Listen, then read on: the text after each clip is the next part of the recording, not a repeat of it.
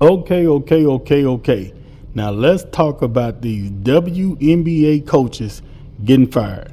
But before we get started, I want to thank y'all for tuning in to the Gertie Mac Show, taking your time to subscribe to the channel, liking and sharing all my videos. I really appreciate all that. Now let's go. So we already know that Chicago Sky decided to part ways just after one season with Teresa Weatherspoon. But now Atlanta Dreams, they clinched the playoff with the 8th seed, actually putting Chicago Sky out. And after getting put out in the first round by the New York Liberty, Atlanta Dream now have decided to follow suit like Chicago Sky, and they have fired their coach, Tanisha Wright. They posted this: "We have made the difficult decision to part ways with head coach Tanisha Wright." Now, Tanisha Wright has been there for 3 years, so not like Teresa Weatherspoon situation. But a lot of people love Tanisha Wright. When you talk about being professional, she always showed good attitude, even when there was a lot of drama going on with Caitlin Clark and people being asked questions about Caitlin Clark they didn't want to answer. Whenever Tanisha Wright was asked a question after playing Indiana Fever, asked a question about Caitlin Clark, she always answered the question very professional. But her time has come to an end with the Atlanta Dream. Now, Tanisha Wright, in her professional way, has responded to the Atlanta Dream deciding to part ways with her. She said this on social media: "Incredible people, although our time together has come to an end, I wish nothing but the best as you continue your journey of being the best organization in sports. Change is inevitable for growth. This next season will be my season of growth. Over the course of 3 years, this has been an incredible experience for me. I want to thank every player I had the pleasure of coaching. You all fought hard to lay some incredible groundwork, fought hard for the organization, and fought hard for our culture. Extremely thankful to the staff I had the opportunity to work with. It was a pleasure. My hope is that you learn as much as I've learned through our journey together.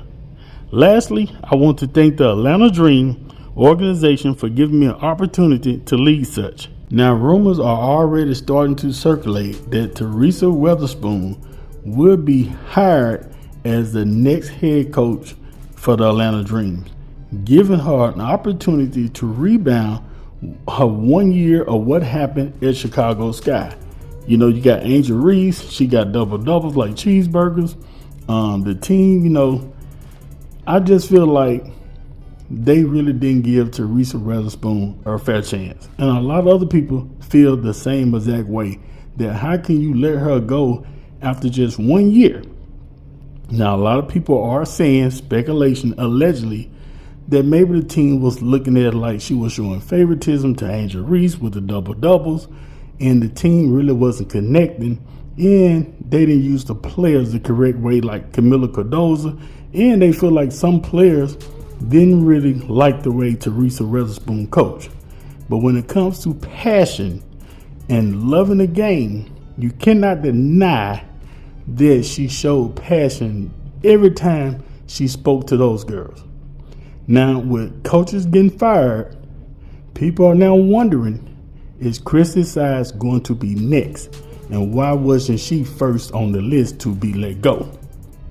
Caitlin Clark, #1 draft pick, amazing player, and people feel like Chrissy Sides is not the coach to lead their team, Indiana Fever, to the next level. So like I say, Tanisha Wright has been let go by the Atlanta Dream, and people kind of feel like it was coming, especially after they didn't go for in the WNBA playoffs, which people figured they wasn't. But let's check out the last post-game interview for Tanisha Wright, because Atlanta Dream didn't even do an exit interview for her, so clearly they was already done. This season was not an easy season, but I think throughout this season, our character really prevailed throughout. We could have folded plenty of times throughout our season, especially with all the injuries that we occurred. But this team kept fighting, kept plugging. I think tonight was a pure example of the tenacity of this team. So I'm extremely proud of them for that.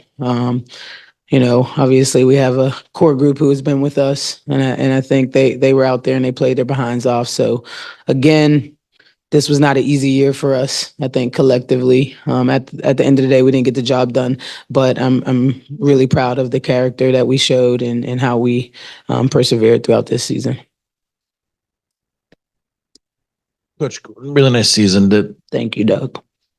The way that Alicia and Ryan played tonight, I mean, you probably expected that, but just how they got you off to that great start, the great block by Ryan in the third quarter, and how they tried to help you at the end. Can you talk about what they did to get you to try have a chance to win tonight? Yeah, I think, in these moments, your stars have to show up.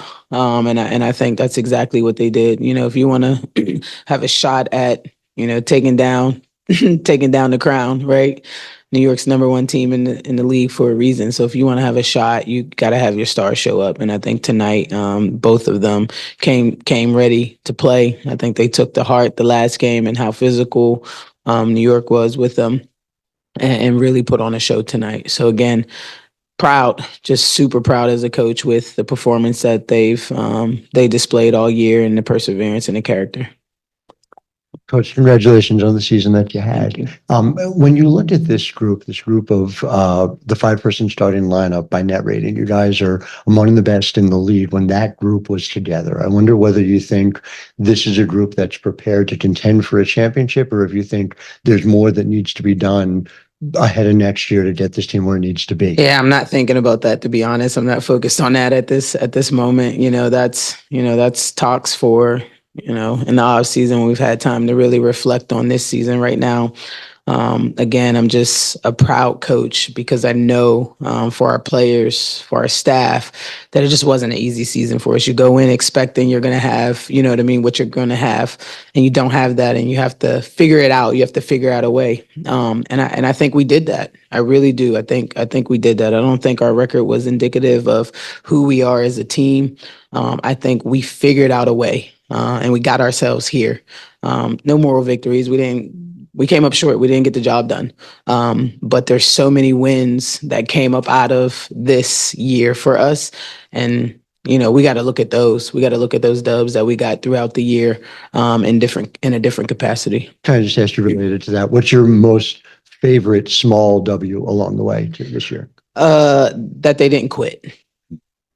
Like, I think it would have been very easy to quit. I really do. You know what I mean? And those athletes just didn't quit. They refused to die. You know what I mean? And so to me, that's the biggest victory that we got out of this year. Thank you. Tanisha, for New York, Sabrina Ionescu had, I believe it was 36 points. Yeah.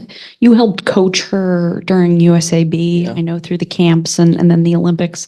I'm just curious, she got a lot of looks going downhill. Yeah.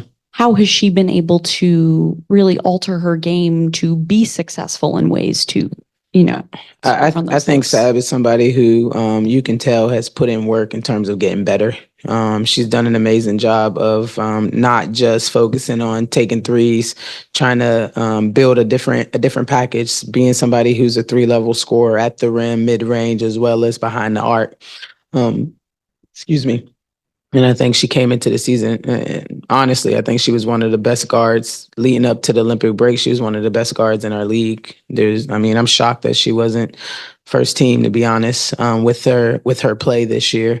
So she's just somebody who's gotten better over her time in the W, and kudos to her for putting in that work and understanding this is the best league in the world. You got to stay hungry, you know what I mean, in this league, and you got to continue to add, and you got to continue to get better, and she's done that. Coach, this is another year where you had to work with Alicia, and you see how she performs tonight, and just your thoughts of just coaching her and how she just represents that competitor that you want to have and that type of player that you want a part of your whole franchise. Yeah, I think when we went out and got Leash, this is who we thought Leash was and what she could be in terms of a player. But more importantly than that, Leash is an amazing kid. I don't call her. I mean, I call her a kid, but she's an adult. But she's just an amazing person. Alicia's somebody who shows up every day with a smile on her face, regardless of the situation. Likes to have a good time, and keeps things light and bright for everybody. But when we got her, we thought that this is what we would get. And she's definitely lived up to that. Hey, Coach. Sorry it didn't go your way tonight. Congrats on the season, nonetheless. Appreciate that. Through a trying year where there were issues that were far beyond your control, where would you say you personally grew most as a coach and perhaps as a human being as well? Yeah, I think, most as a coach, having to adjust and adapt on the fly. You know what I mean? Again, when you go into an off season, you believe you're going to have these type of pieces and you're going to play this type of way. I think I very soon had to figure out different things to do, different ways to play, different style of play. And I had to adapt and adjust. And I would say that was probably my biggest growth throughout the season. And just having a next play mentality. I think, that's something that we preach to our players. And I really had to live that because of our situation. But the opportunity, obviously, to go to the Olympics and learn from other great coaches was really a great opportunity and really special for me as I continue to grow. I just finished my third year and I'm young in terms of being a head coach. And so there's still opportunity for growth there as well for me. And so I look forward looking into this season and, looking back at that and figuring out the ways that I need to get better as a coach so that I can be more useful and effective for our players, for sure. Yep. Thank you. In the middle. Tina has gone through so much throughout her WNBA career and was so important to you guys, throughout this season. I guess, did she have any message for, any teammates in the locker room? And I guess one more time now that the season is over, just can you reflect on what she has meant for this group? I think her message all year is just take advantage of your opportunities, not to take anything for granted, and understand how special of a group that we have. I think she said that, she's been saying that all year. And so that, that was her message at the end too. Like, enjoy this time. This is the best time of your years, and don't take it for granted. And so I think, her experiences led her to understand like how important these years are and how special. You don't get them back. You know what I mean? So enjoy them while you can. It's really messed up to see a good coach that was professional, like Tanisha Wright showed day in, day out. You really want it to work, but business is business. And if a team is not winning, no matter how professional you are and a nice person you are, winning games keep you your job. That's job security. And the WNBA is changing because with this spotlight that Caitlin Clark is bringing, people are now getting on these coaches and they're going to start letting them go. But y'all get in the comments, tell what y'all think. Don't forget to subscribe to the channel, like and share this video. Don't forget to hit the notification bell so you can be notified when I drop another video, and also follow my social media at GerdyMac15. Holla.